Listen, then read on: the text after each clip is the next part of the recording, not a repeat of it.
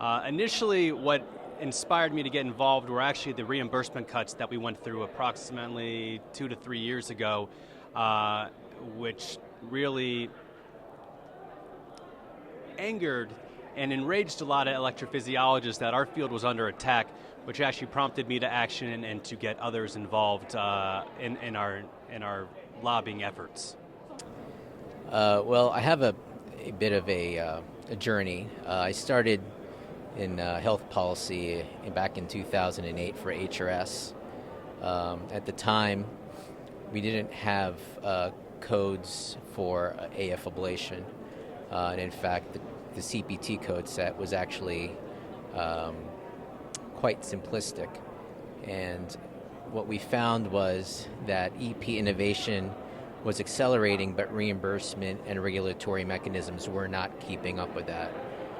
We didn't really have a seat at the table, so to speak, and 2 years later is when we first became a member of the House of Delegates for the American Medical Association, which gave us the ability to start advocating for EP physicians and creating different codes and mechanisms for physicians to be reimbursed depending upon the type of ablation that they were performing. Going forward, that's when I really found that advocacy was really a critical component to ensuring the sustenance of a physician's practice, the sustenance of our profession, and also, quite frankly, to ensure that patients got the care that they required. Well, for HRS members, it's free. So to be an HRS member, it's free to be an HRA member, right? HRA, A as in amplify. Your voice will be amplified as an HRA member in a different way. Your voice will be heard on Capitol Hill with legislators, with administrators, such as in Medicare or in the executive branch. So that's is why having membership in HRA gives you a seat at that table, and your voice can be heard. For non-HRS members, well, the way I would look at it is this. It's kind of a form of advocacy malpractice insurance. An insurance policy against the government performing malpractice on your practice, on our profession, and on our patients to ensure that everyone gets access to these required therapies. I think HRA is a very novel organization, and it really represents a major sort of augmentation to HRS's function. So the advantage of being part of HRA is you're being part of the development of the profession. We're big enough and powerful enough that advocacy becomes a major part of what we need to be providing. I think we've seen this in the recent past with the loss of a lot of funding support for physician work within the EP space. And I think it's time that we need to take ownership of this and really be a part of that. And that's a big part of why I think we need broad and really aggressive involvement from our members. So without really member engagement, we have no way of advocating that EPs want this, right? So if we show up with 10% of our membership involved in this and go to Capitol Hill, go to our legislature, we're not going to have a very powerful voice. Member engagement is the key driver of this. The purpose of HRA is for our members.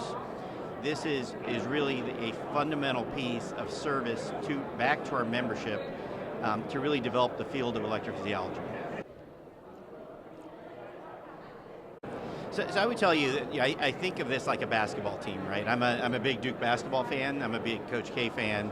So when he built the Olympic team, he didn't need 5 scorers. He needed people that could defend, rebound, and other things. So when we look at the development of HRA and why membership and member involvement is so critical, we have people that are very talented in certain spaces, whether it be computer science, whether it be biomedical engineering, things that will help the organization broadly, whether it be marketing, other things. There's so many things, so many talents that we need to make this successful.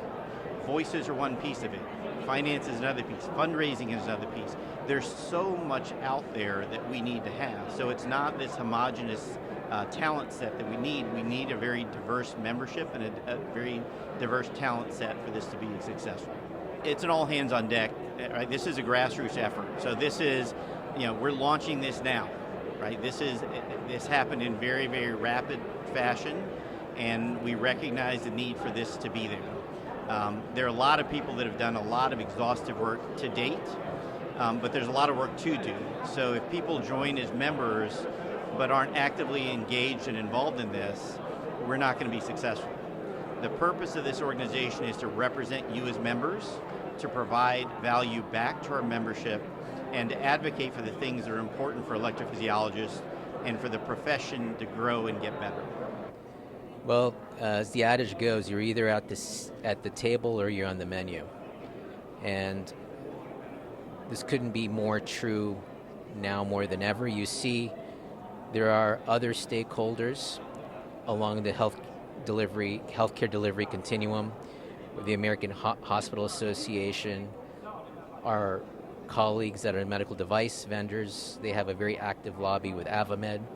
And of course, the insurance lobby also has a very effective presence in Washington, D.C. We have relied to a certain extent with the American Medical Association and also the American College of Cardiology, but both of their respective tents are quite big. We need to have a little bit more of a razor focus, and that's the value proposition that HRA brings to the table.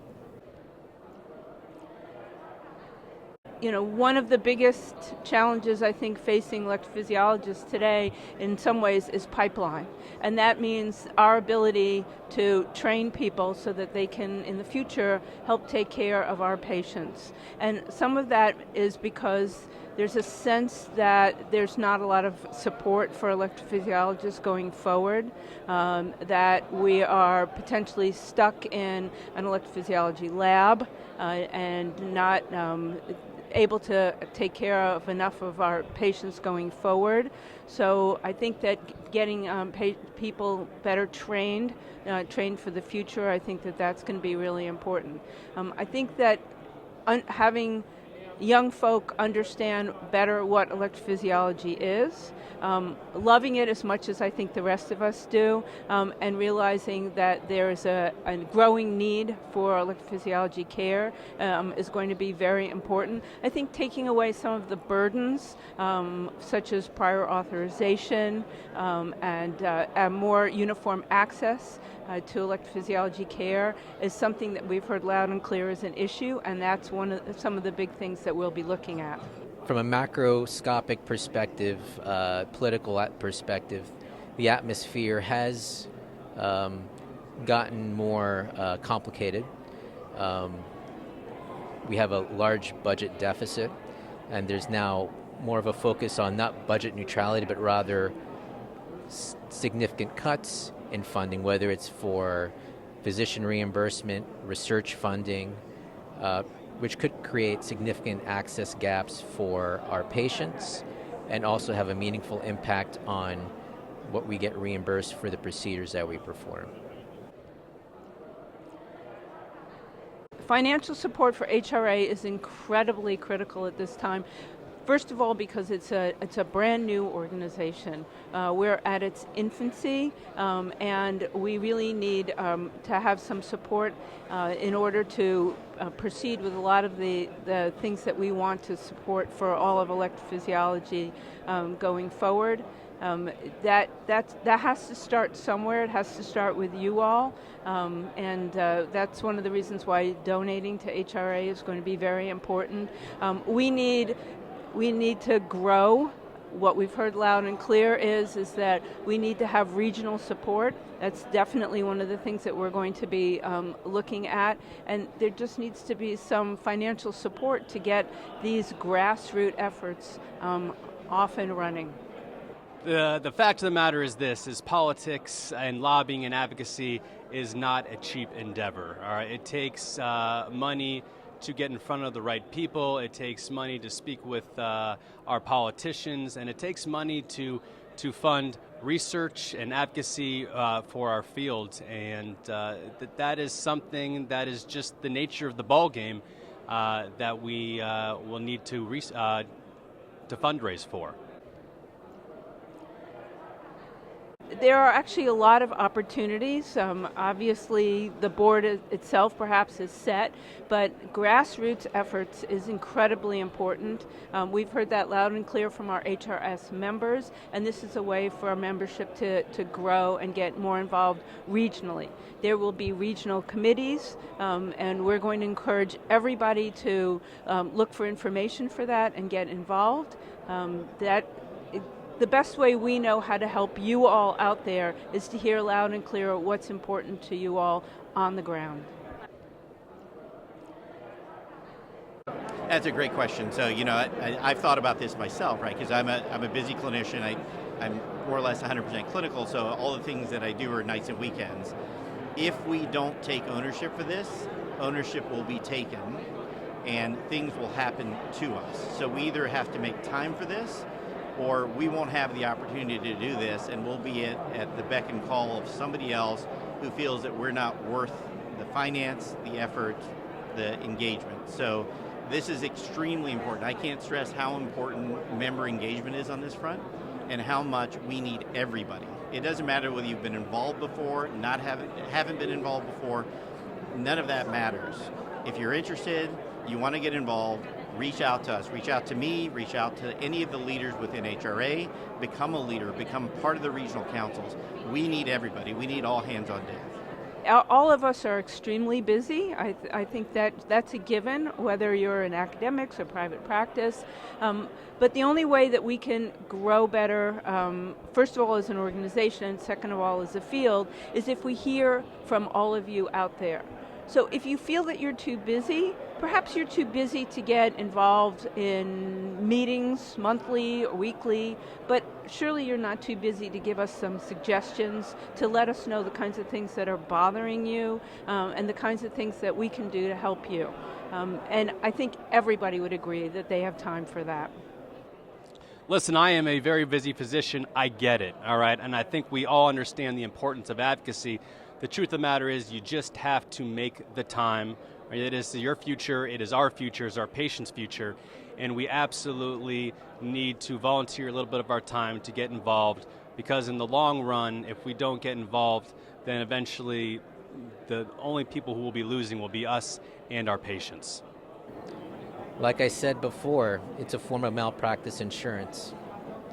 If you want to safeguard the future of your practice, the future of the profession, and ensure that patients get access to the care that they need for current and evolving procedures and technologies, the small fee and a little bit of time will go a long way.